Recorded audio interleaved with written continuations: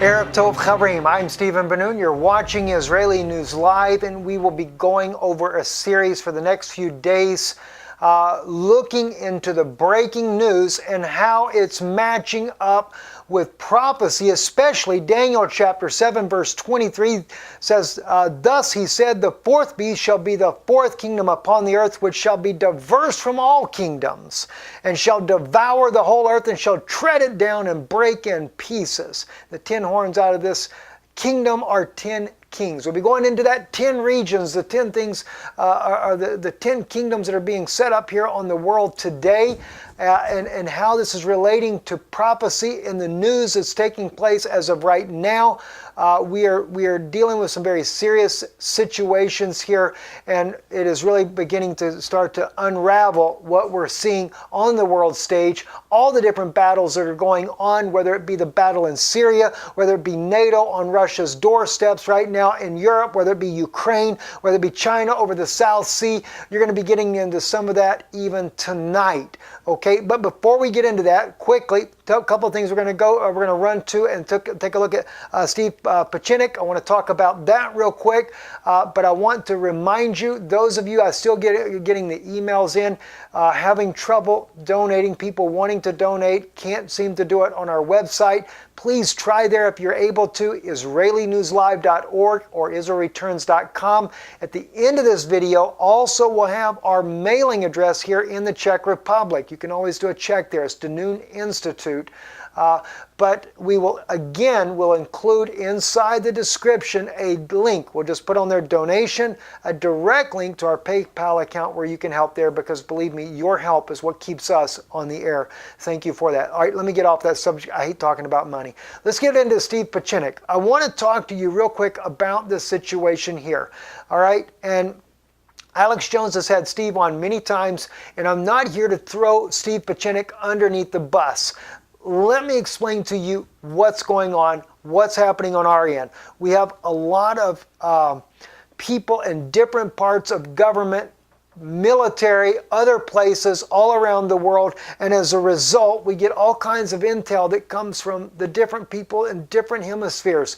We have people from the East, West, Europe, people associated with Russia, Israel, America, even the United Nations. We have contacts there as well. So we learn a lot of things that are going on. And after we originally released the video about Steve Pachinik and what he was saying about the soft coup, I got the intel from friends that we have that are high up in the military. They are retired, but they were saying, be careful, it's a psyop. It's a psyop that's going on. Now, I'm not against the idea of what he's saying, and that they're trying to expose the Hillary campaign, the part of the WikiLeaks, things like that.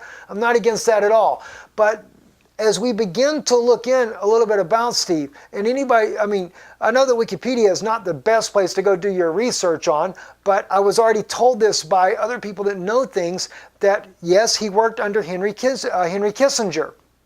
That he was involved in that. He's also in management of psychological warfare. He served the presidential administrations of Gerald Ford, Jimmy Carter, Ronald Reagan, and George H.W. Bush in the capacity of Deputy Assistant Secretary.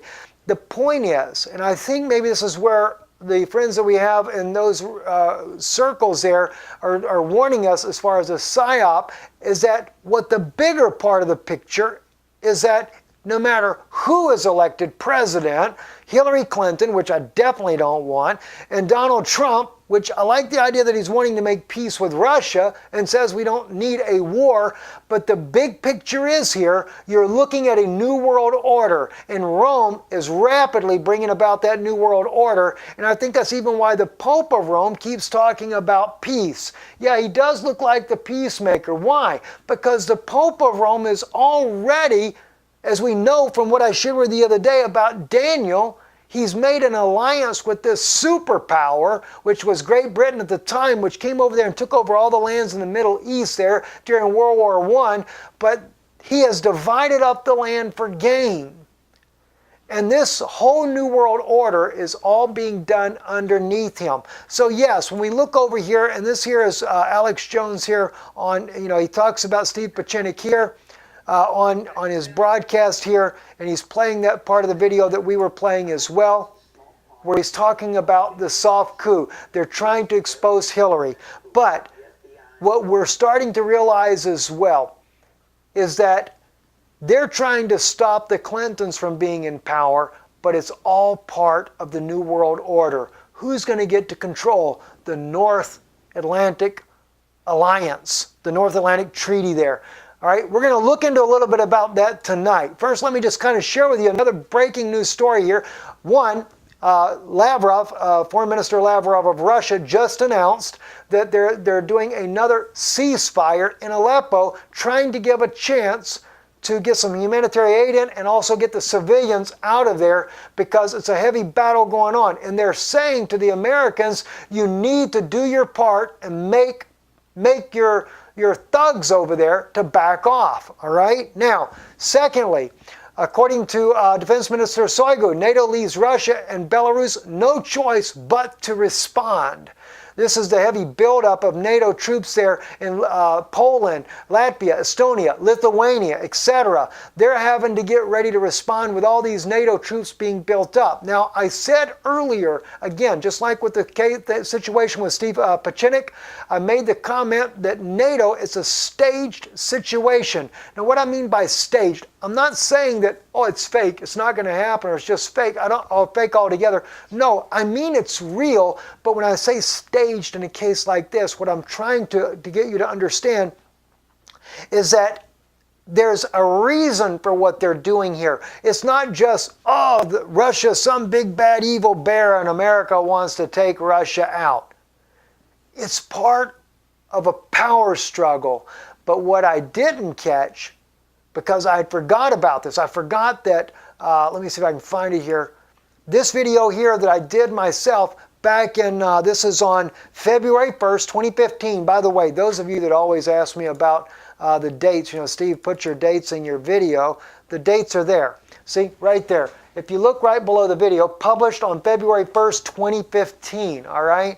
Now, in this video right here, I want you to listen a little bit about what I'm saying here because I was actually talking about the 10 regions of the world in this video here on this map here, but I've learned something new here just tonight that I'm going to share with you that's making all the wars that are happening right now, it's starting to come to light of why things are really happening. Listen to what I say though on this one here, and then this way here to give you a little bit of an idea.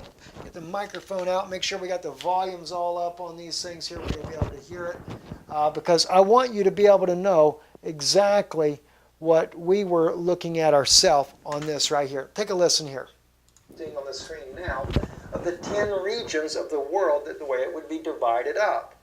And it's very much a real situation that's going to happen. Now, not only are they calling these areas 10 sectors, they're also calling these areas 10 kingdoms. And they've already planned, now this is the Club of Rome. You can look them up on the internet. They're easy to find. I think that's even their website is clubofrome.org or something of that nature there. You can find them in Wikipedia. They'll tell you about the members, how they were established. It's easy to look this group up. But most people do not know that this is a Vatican-controlled group. But clearly, they've already Pope's behind all of it. Decided on who would be the 10 kings for the Club of Rome. Now, this here is speculation. We can't say for sure exactly. Does this represent Daniel's vision, or is it another 10 kingdoms, or whatever? But it is kind of our... I wanted to get you to that point right there, just so you can see. We've actually gone into this before. And the one thing that I did even back then was I recognized that in order for them to redivide up all the world here, they've got to create unrest, wars. Remember what Yeshua says? Jesus says, whichever name you use, I'm used to Yeshua, but Jesus, I say it for those that don't understand, he actually makes the statement in Matthew 24 that there will be wars and rumors of wars, but be ye not troubled, for this is not the end as of yet. Because why? He knew, according to Daniel's prophecy in chapter 7, they're going to divide up this world into 10 kingdoms, the 10 horns. Remember those horns that Daniel speaks about? And it says that he says those are kingdoms. Also, look at the 10 toes in the vision of Daniel. In the image there at the foot, it's made out of iron and clay. My wife actually mentioned recently, she says maybe the clay represents the people themselves. In other words, they can't fully get this new world order to stand because the clay is mixed in there. Even though there's that iron fist of Rome beating down on the people still upset the whole program. Well, we're seeing that already just with the things that are happening here. All right, but let me share with you something else. This is interesting, and then we're going to really get into this because I am blown away. I can't wait to share with you some things here that we're going to be looking at here.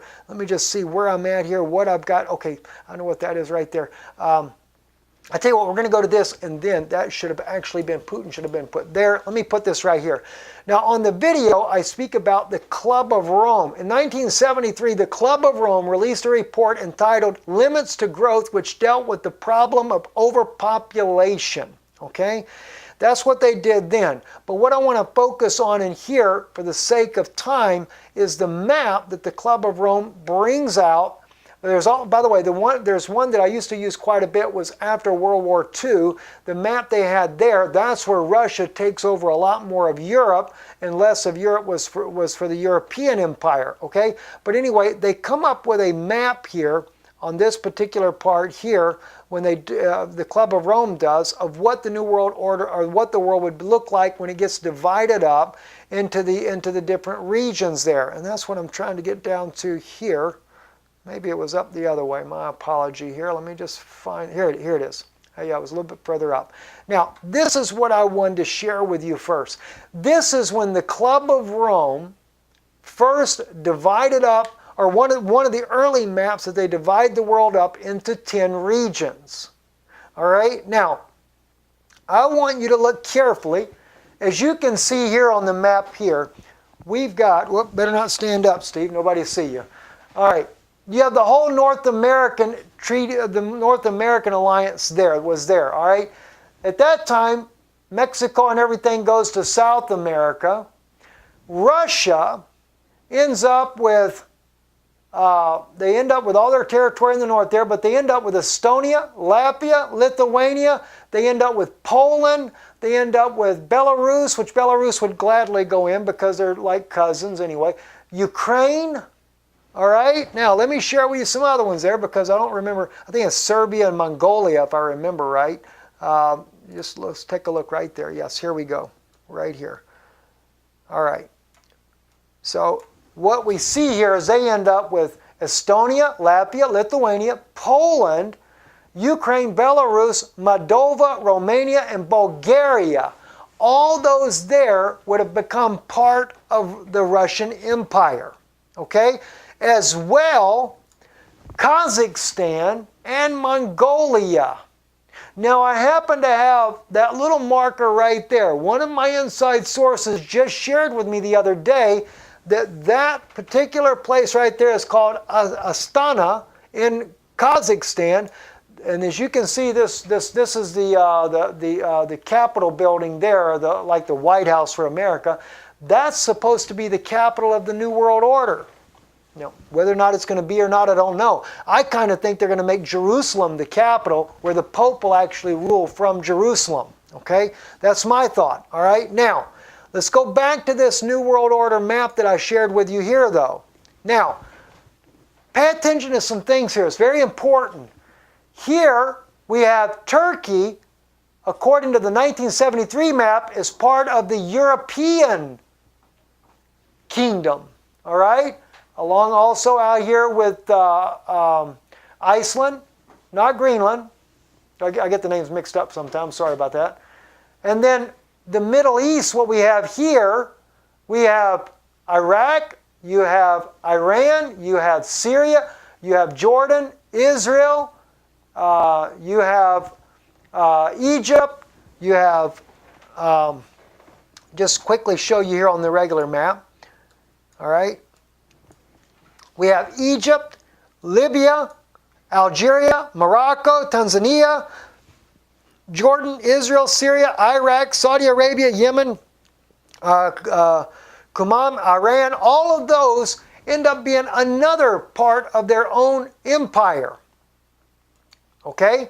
So, looking at that, but here's another interesting one. Keep in mind right here. China gets this here. China also gets North Korea, but not South Korea. South Korea goes to Japan. But you notice the islands here are part of that the Indian Empire right there. All right? And then Australia gets the southern parts of Africa here, and then Africa by itself has its own middle section in there too. So now, let's begin to look at something. Before I get into the issue with Russia and what's going on with NATO, let's look at a couple of problems right now. Because they've redefined the map. All right? The map was there, but it's been redefined in 2006. But just on the China side, these islands that are off over here on China's here, this is why China's fighting for the right of some of these islands here. But the U.S. is saying no, because that belongs to like the, let's take a look at it on the regular map so we can get the names here all in order. All right, if we go over here to China, so Taiwan, the disputed islands in the China Sea here, they're either to go to Taiwan or they're supposed to be going to Japan. And yet China is fighting for those islands. They want it, but it's not supposed to be part of their territory. But they're trying to say that it is. All right, that's supposed to be part of that Indian territory that they're creating in that part of the region of the world. So what's happening in this New World Order, there is a struggle for power. And we haven't even got to all of it yet. But keep in mind, Turkey in 1973 was supposed to be part of the European Empire. And this is why Erdogan has been fighting to get moved into the European Union. I think it's because he's supposed to be the guy over that one. I think they promised him the power over that. And one of my sources that had the inside connection with Gulen Phelan said to me that he was promised to be a great ruler in this New World Order if he did the dirty work for the U.S. But they said there's been a power struggle even with that. That's why I believe the coup was staged by, the coup was actually a staged event. Now, I could be wrong on that. Maybe it wasn't. But when I say staged, again, like the thing about NATO, it wasn't that there wasn't a real coup and it wasn't that there was real fighting and people dying in it. The problem was who did it and why they did it. Okay? Now, we're looking at this. Now, as we go back and we look at Russia, before I'm going to share something else with you here, I want to show you what happened. Now, you might look, oh, that's just a website, brother, they're just saying it was, the Club of Rome and stuff. But let me give you an official document. All right, let's take an official document. This right here, we're on page 55 of this document here, but I'm going to show you first what document this is.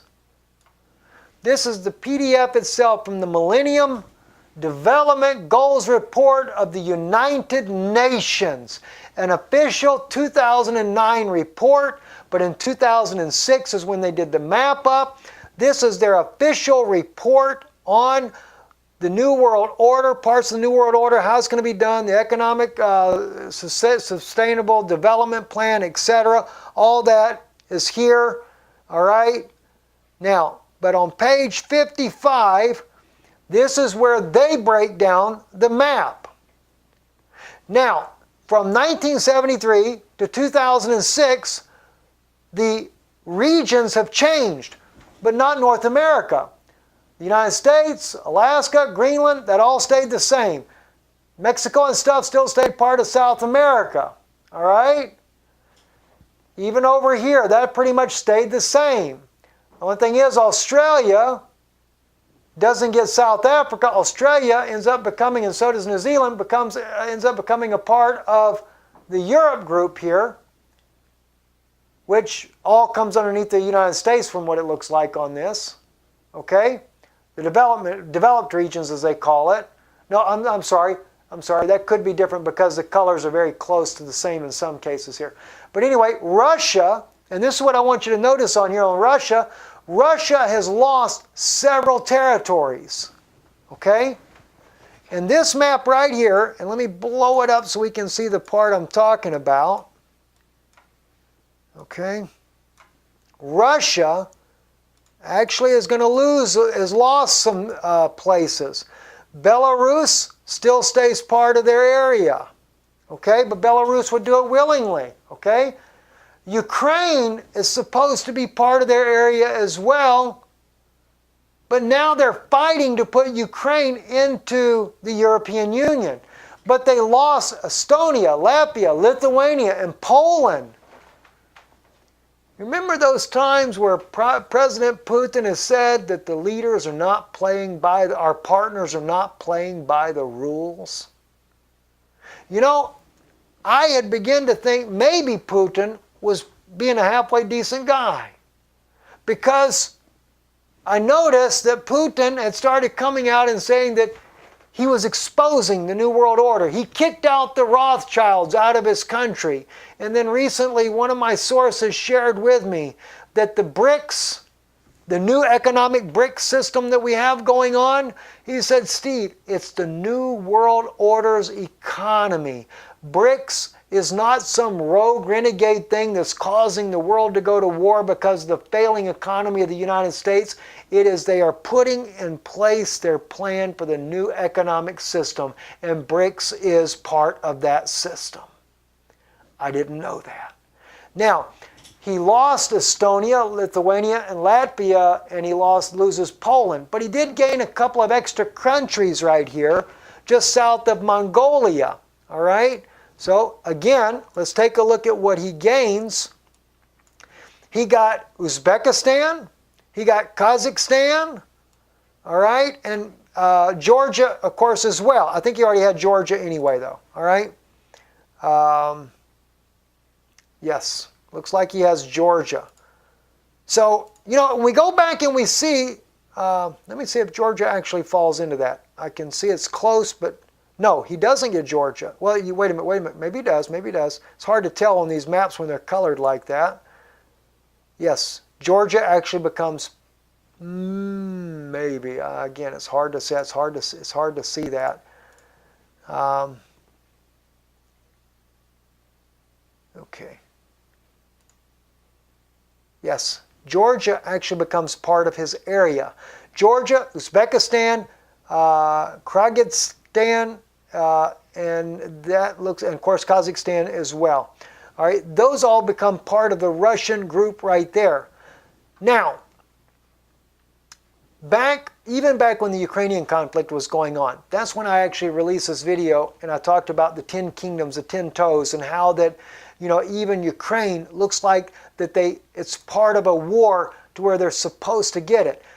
But from what we're seeing now, they're disputing. There is a power struggle for who's going to get what in this new world order. I want to share with you something that I never picked up on before that Putin says himself. Watch this right here. This is on a video here. I want you to see. This is going to be a journalist. Ask him. I assume it's a journalist. I don't know who the guy is for sure. But he asked him this question here. Let's take a listen. It doesn't look a very plausible one, certainly in the short term. We've all talked about the breakdown of the global order, and President Putin has talked about the threat of multiplying conflicts if that continues.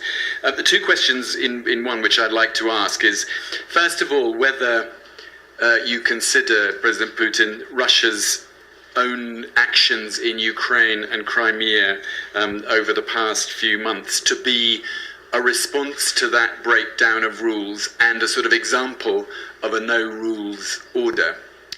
And the second part of the question is really whether what's taken place. Did you notice his words?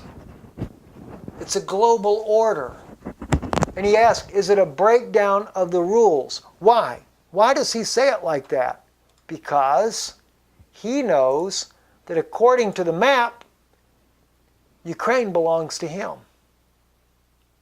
He knows that he was supposed to take it. And again, I've said this before, I believe it's done by military intervention.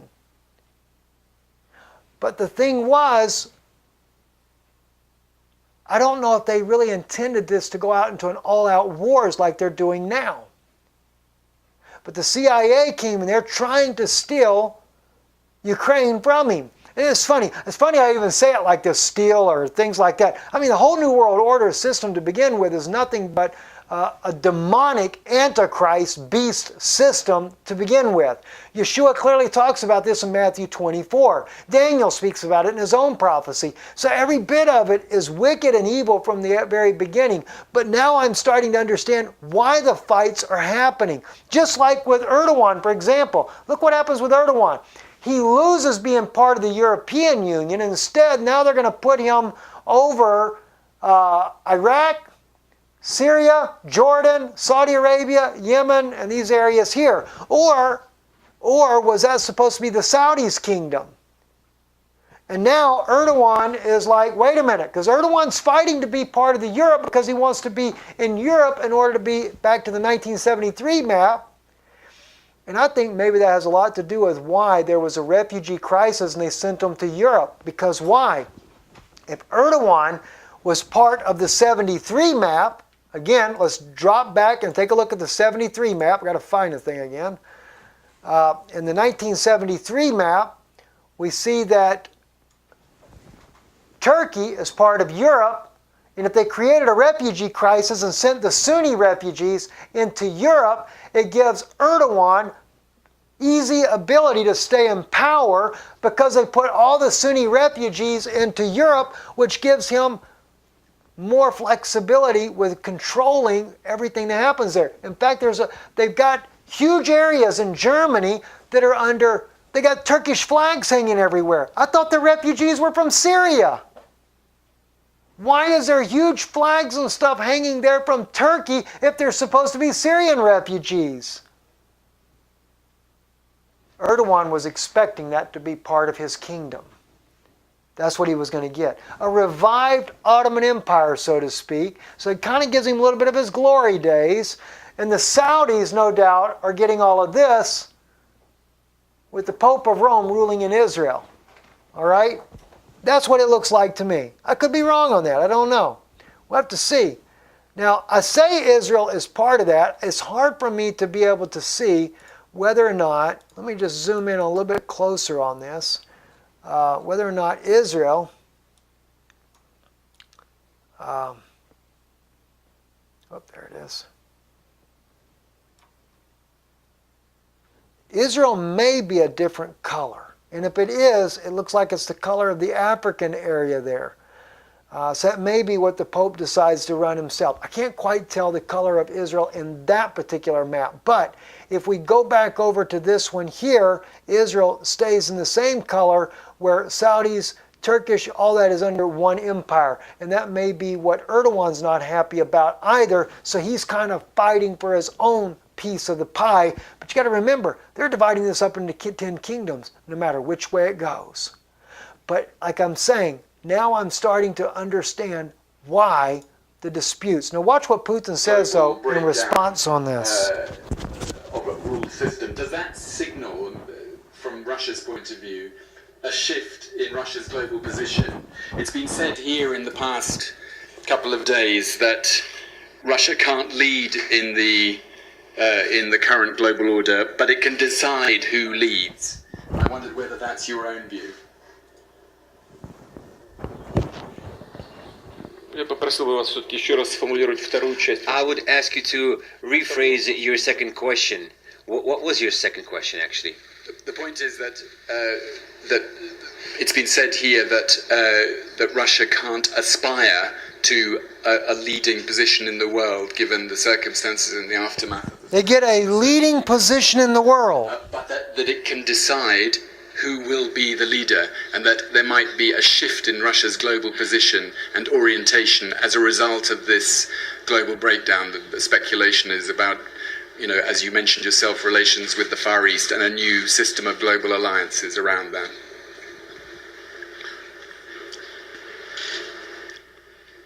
Россия своей ориентации не меняла. Russia has never changed its orientation. We are a country of traditional taste. We are oriented toward cooperation and toward a joint search of solutions. We don't presume we don't presume to be global leaders. We don't aspire for global leadership. This argument that Russia seeks global domination, that is just false. We do not, like I said, we not demand a special role for us. We just believe that all international players should respect each other's interests. We are ready to respect our counterparts' interests, but we would like to see similar interests for our opinions, for our attitude. We have to express our opinions on the situation in the Middle East. If you notice what he said there, we're not seeking for the global dominance. In other words, they're not wanting to be the chief ruler in this new world order. And notice even on the sign there, it's the world order. The word order is in behind his head, but as he talked, you could see him moving around. You see it's the world order, or the new world order is what this is all about. All right? But as Putin is stating in right here, he's also saying that the others that are involved in this are to respect his rights. So, when Putin began to talk about that he was against the New World Order and that he threw out the Rothschilds, well, he threw out the Rothschilds because the whole New World Order system was going to a new banking system in the first place. That's something I didn't know at the time. I just found that out in the last few days. All right? But when he said he was going against the New World Order and the Illuminati, I'm only finding out that that was because he's angry at the situation the way it's going. They keep taking territory from Russia that's supposed to be part of the New World Order. And that's why he's now, it's coming down to a fight. Russia didn't want to go into a fight like this. But undoubtedly there's some players in here. What is it? I believe as Henry Kissinger talks about, out of World War III will come a global New World Order. All right? And this is what's happening. But I don't think Russia knew that they were intending on picking the fight with them. And not only that, that they're fighting to get more territory for the European Union. And this is what I see happening in here. And this is what's very, very bad. Kissinger, by the way, becomes Russia's Academy of Science member. This just happened on October the 28th. So we know back in February of this year, he delivers President Putin a brand new New World Order plan. I'm going to be sharing that more of these things with you later this week. But Putin at the time was already blasting the New World Order. It looked like he might be a guy to stop all this.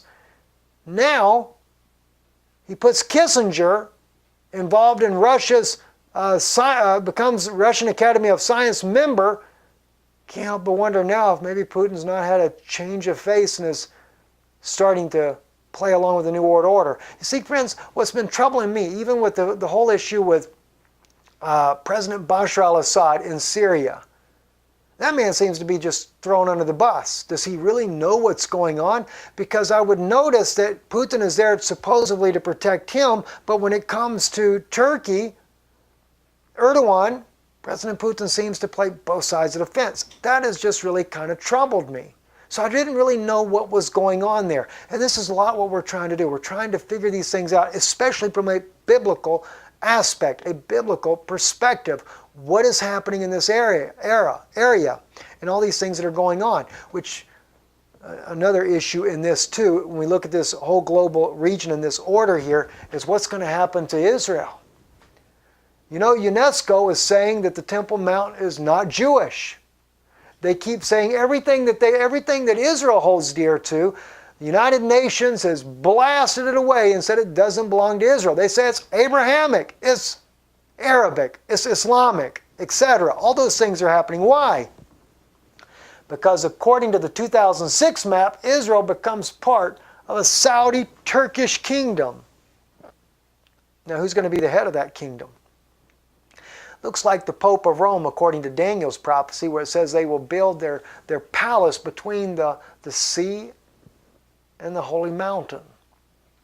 Many that we'll be bringing out, well, also in this series we'll be bringing out Gog of Magog as well. I'm Stephen Ben-Nun. You're watching Israeli News Live. Shalom.